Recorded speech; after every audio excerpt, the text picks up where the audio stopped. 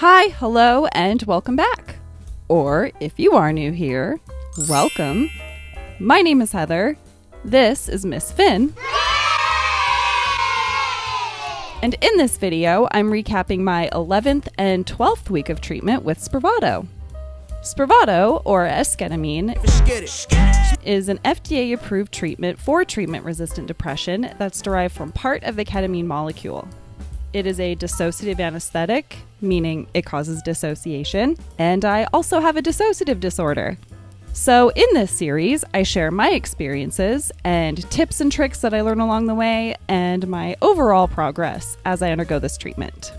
I'll put my list of tips and tricks up here for you to screenshot real quick if you'd like. And for a more in-depth explanation as to why each of these things are on the list, check out my week 3 video. And yes, I am going to record a separate video or a standalone video of my tips and tricks.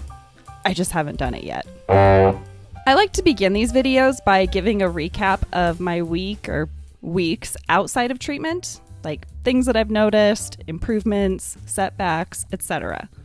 But if you want to just skip ahead to the treatment experience, that's totally fine. I'll put a timestamp here and in the description if you want to do that. Things have been pretty slow these last couple of weeks, which isn't a bad thing. Week before last, I worked on part 1 of a 2-part series I'm doing that's inspired by Netflix's I'm a Stalker.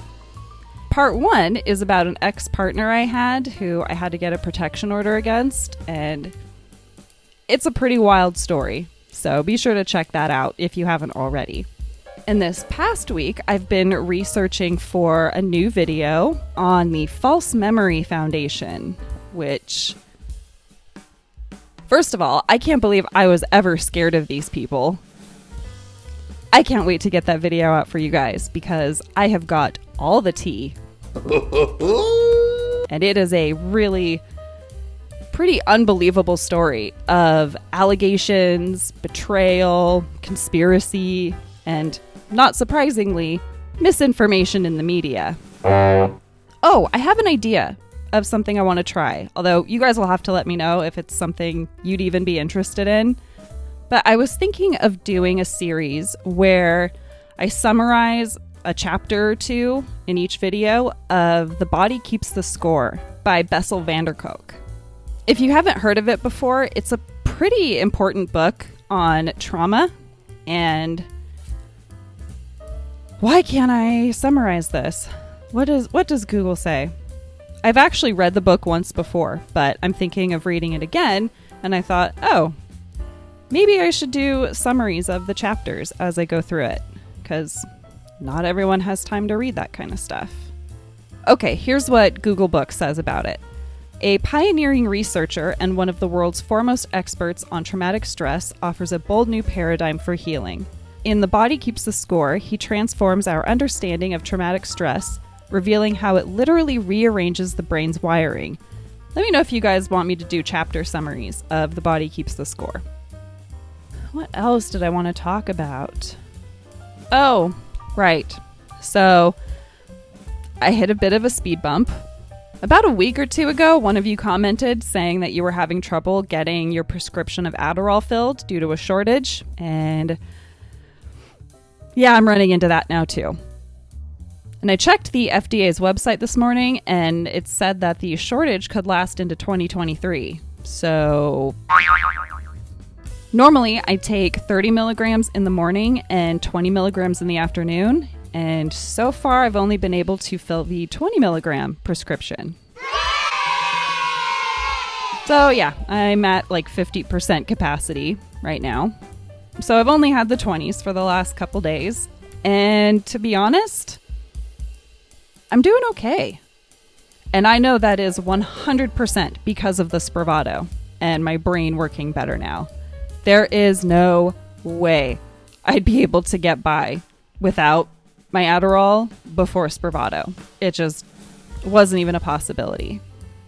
Just more evidence that Spravato's working. Let's see, what else? Oh, right. I am also a domestic goddess now. Hello. Say hi, Pug. Hello, welcome to my kitchen. So my boyfriend has asked me to cook a pot roast for him.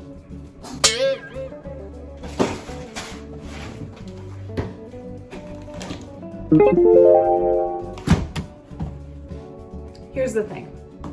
I've been a vegetarian most of my life, and I have practically zero experience cooking meat, and I have exactly zero experience using a pressure cooker. Also, I'm kind of terrified of them.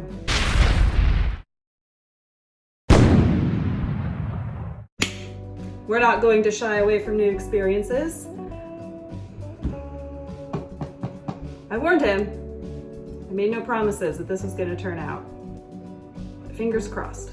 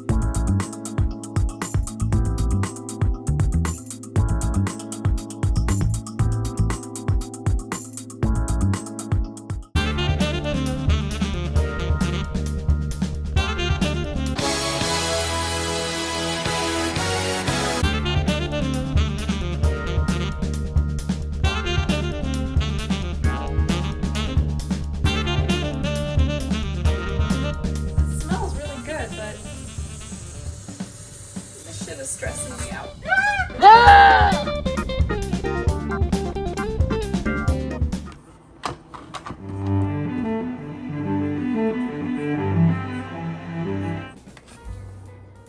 Miss Finn.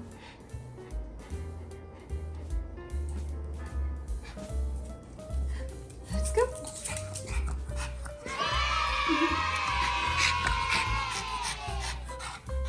Sit.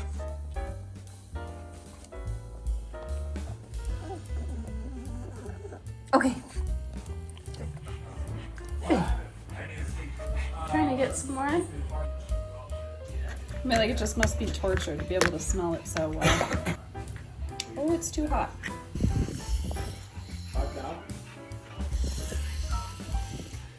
Okay, now we can go. Well, a lot of water in the air, but Hey, go potty.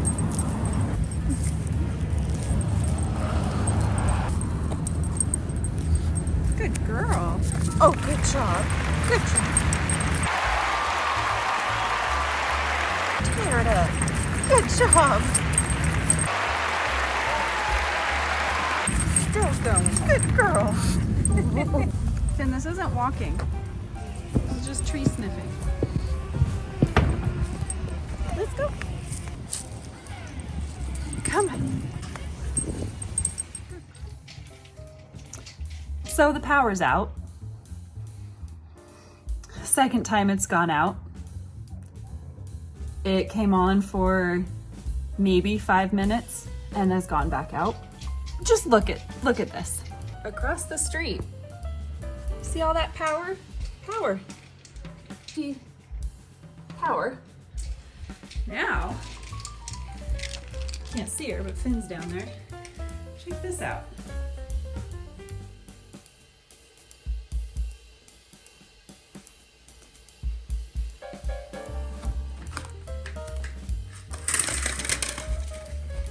Oh, what's that? Power. Power. This happened last week too. It's literally just this building. How does this happen?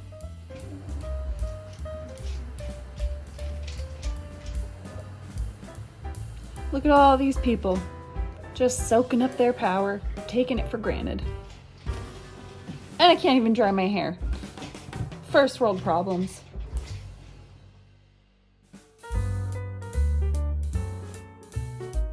If you watched last week's video, you'll know that I decided to experiment a little for this treatment. My last few treatments haven't been that intense, so I figured it was a safe move. Why do I get cocky? Why? So, thinking that I was beyond the need for my grounding and breathing exercises, I skipped those this time. Boy, did I have an experience.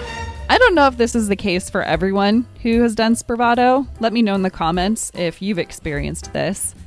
But one of the very first things that happens to me when I start really feeling the effects of it is time gets weird. Basically, I lose my ability to gauge how long it's been since I did the last treatment or since I started doing these videos. Just feels like everything has happened all at once. So the time thing happened and I started coming apart. Not in a scary way, but for the very first time, I experienced being outside of my body. I was up in the corner of the room behind my body. It wasn't scary. I just realized, oh, whoops, I'm dissociating quite a bit. I need to do something about this. Once that happened, I could feel the anxiety coming on, so I reached for my phone, thankfully was able to get my playlist on, and got myself centered again pretty quickly. However, much to my surprise, I had a pretty psychedelic experience. Lots of visuals. The very first thing to happen was that I kind of just popped up in the middle of this forest, and there was all of this sunlight coming through the trees. And then I was in space, and I was just hitching a ride through this wormhole, and it was kind of this milky color. God, you know what? I really don't know how to explain this. Basically, I was seeing a woman's face moving through time and space. That's a bar right there. Bars. And somehow I was with her or connected to her. Yeah, that went nowhere. I have no profound insight on that. After I was done flying through space with this woman's face, Bars! I experienced what I can only imagine is what my brain thinks happens when you die. I actually know why that happened. It's because the night before, my boyfriend and I watched the documentary The Fastest Woman on Earth, which was about Jessie Combs trying to break the women's land speed record. I'm not afraid of dying, but I'm not ready to die. The documentary follows her over the course of about 6 years.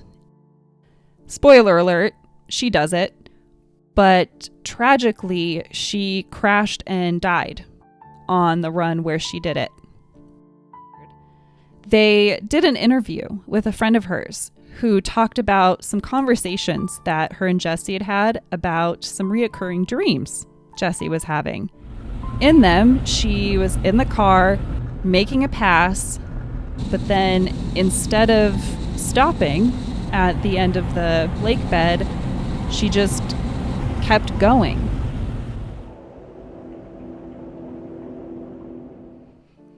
But much to our surprise, they included the GoPro footage from in her cockpit when she crashed. And it seemed to really match up with the dreams that she was having. And I had the experience of, I guess, what my brain imagined Jesse was dreaming about. It's really, really good. It's on HBO. I highly recommend you watch it. And I don't think I've ever talked about it, but I have had a couple of experiences during treatment where I either thought I was experiencing death or I was seeing my body like I had died. And in all of those instances, I'm not scared or even particularly concerned that I've died because I didn't. I was still there. I just didn't have a physical body anymore. After experiencing death for a little bit, I started to have a series of revelations, if you will. Or at least they feel like revelations while they're happening. I've had pretty much all of these before, and I've talked about them, so I won't put you guys through that again. But there were a few that hit a little differently this time. The first one was about how unnatural or unhealthy our lives are, and that it's just no wonder that we're sick and struggling with mental health issues, and how we're trying to get better or feel better in basically a system or lifestyles that don't allow for it.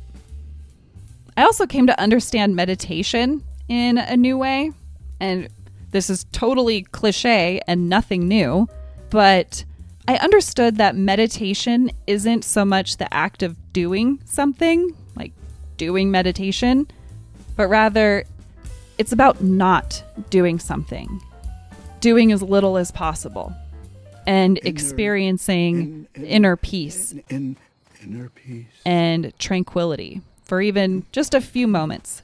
Would whoever is making that flapping sound quiet down? And I realized that for me, anyway, when I'm under the effects of Spravato, it's kind of like the power going out. You know when the power goes out and you realize just how many background noises there are in your home, from appliances running, TV going, etc.? Well, for me, Spravato's kind of like that. It's like the power going out on all of my thoughts, fears, anxieties, basically everything. And I get to experience, I guess, the essence of me. Towards the tail end of treatment, I was getting really hungry, as I do. And I was thinking that all I wanted to do was just get home and make some kind of stew and just spend the day being with Scott and Miss Finn. And the thought of doing that brought me so much joy. And I was thinking, like, why do I ever feel like I need more than that? This is all that I need. It just felt like everything to me. And you know, for most of human existence, our lives were pretty simple, especially compared to now. Granted, the farther back you go in human existence, the dangers become greater. There's a lot more stress. But at the most, your days were spent acquiring and making and eating food and making sure you had shelter and were safe from danger. I mean, that's pretty much it, right? But today, I have the luxury of not having to worry about shelter or safety and being able to go to the grocery store and just buy the ingredients for the soup that I want and put them in a pressure cooker and let that do the cooking for me.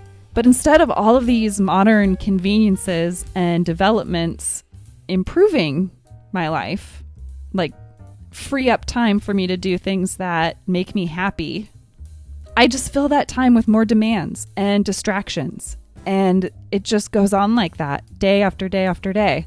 So I think I'm going to start making some lifestyle changes. And maybe I'll do videos about that too. I want to start meditating every day, at least for like 5 minutes. And I want to start doing yoga as well. And I'll put a link in the description to this really inspiring video that I saw over the weekend of this guy who was basically told he was never going to be able to walk unassisted again. And within 10 months of doing yoga, could walk and run and move about unassisted completely. Plus, I keep hearing that yoga is really good for trauma. I think that does it for this one. I know this is probably going to be a short video. As always, if you have any questions, comments, or suggestions for me, please leave them in the comments and I will respond to them. If you liked this video or found it helpful in any way, please consider liking it. It helps out a lot. And don't forget to subscribe before you go if you want to keep getting these updates from me. You can also email me at nicepeopletalk@gmail.com and follow me on Instagram, which I need to get better about posting on that. Sorry. And with that, I hope you all have a great week, and I'll be seeing you next week with part 2 of that Stalker series, and then in 2 weeks for my next Spravato update. Say goodbye, Finn. Okay, bye.